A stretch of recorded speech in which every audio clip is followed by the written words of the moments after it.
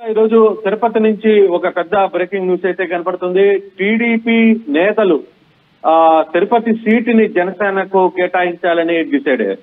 So ఇప్పటికే టీడీపీకి సంబంధించిన అంటే అక్కడ టీడీపీలో ఉన్న కీలకమైన నేతలు సుగుణమ్మ కావచ్చు, లేకపోతే ఇతర టీడీపీ నేతల్ని స్వయంగా పిలిపించి టీడీపీకి సంబంధించిన అచ్చెన్నాయుడు క్లియర్ గా ఒక మాట అయితే చెప్పారు, తిరుపతి సీటు మాత్రం జనసేనకు కేటాయిస్తున్నామని. దీంతో ఒక్కసారిగా తిరుపతి సీటు మీద ఆశలు పెట్టుకున్న టీడీపీ నేతలందరూ కూడా జనసేన కార్యాలయం వైపు పరుగులు తీస్తున్న పరిస్థితి అయితే కనబడుతుంది. మధ్యాహ్నం నుంచి ఇదే తంతు జరుగుతుంది.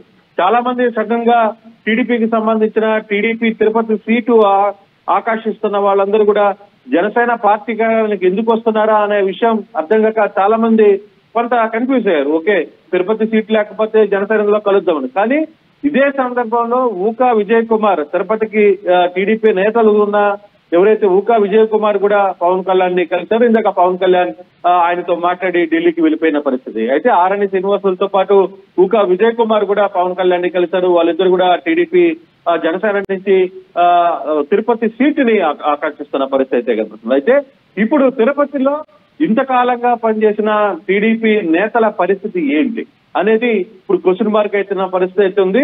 మాజీ ఎమ్మెల్యేగా ఉన్న సుగుణమ్మ కూడా అవసరమైతే నేను జనసేనకు పోవడానికి కూడా సిద్ధంగా ఉన్నాను, నాకు సీటు కన్ఫర్మ్ చేస్తే ఖచ్చితంగా నేను తిరుపతి నుంచి పోటీ చేయడానికి జనసేన నుంచి సిద్ధంగా ఉన్నాను అని చెప్తున్న పరిస్థితి. మరోవైపు జనసేన కార్యకర్తల్లో జనసేన సీటు కోసం ఇప్పటి వరకు తిరుపతిలో పోలీసులు తర్వాత కేసులు భరించి లాఠీచార్జీలు తిన్న జన సైనికులందరూ కూడా ఇప్పుడు మా పరిస్థితి ఏంటి అనే పరిస్థితికి వచ్చింది. కారణం ఒకటి, అక్కడ డాక్టర్ హరిప్రసాద్ జనసేన సీటు ఒకవేళ కేటాయిస్తే తనకు వస్తుందని ఆశించారు.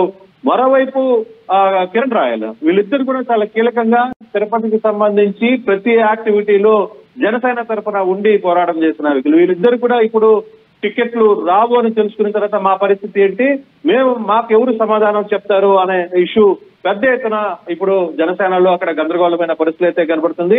పవన్ కళ్యాణ్ మాత్రం ఢిల్లీకి వెళ్తూ తన సన్నిహితులతో మరో మాట చెప్పారు, మరో బాంబు అయితే పేల్చిన పరిస్థితి అయితే ఉంది.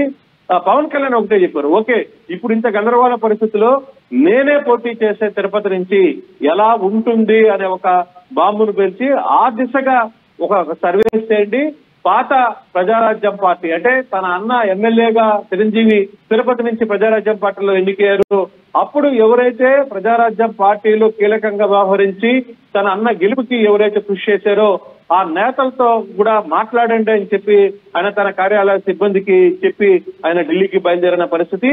ఇప్పుడు జనసేన కార్యాలయం పూర్తి కూడా తిరుపతిలో సీటు విషయం మీద పూర్తిగా కూడా సర్వేస్ కి సిద్ధమైంది.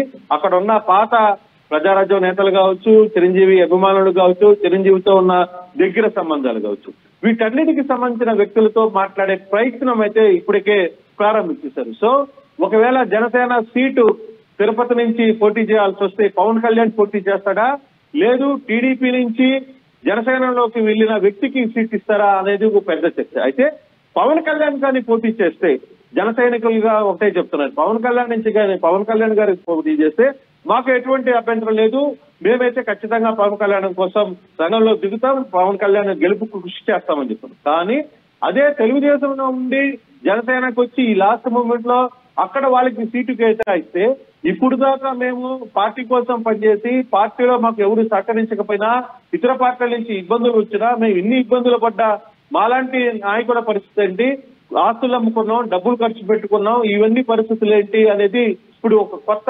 చర్చకైతే నాంది కలుగుతుంది. జనసేన అధినేత మరి తిరుపతి సీటు విషయం మీద ఏ విధంగా ప్రస్తావిస్తారు. అయితే ఈ వ్యవహారం మరో 2 రోజులు సస్పెన్స్ గా కొనసాగే పరిస్థితి ఉంది. ఎందుకంటే పవన్ కళ్యాణ్ చంద్రబాబు ఇద్దరు కూడా ఢిల్లీకి వెళ్లిపోయిన పరిస్థితి. ఢిల్లీలో ఇప్పుడు ఢిల్లీ పెద్దలతో మాట్లాడే పరిస్థితి, బీజేపీ పెద్దలతో మాట్లాడే పరిస్థితి ఉంది.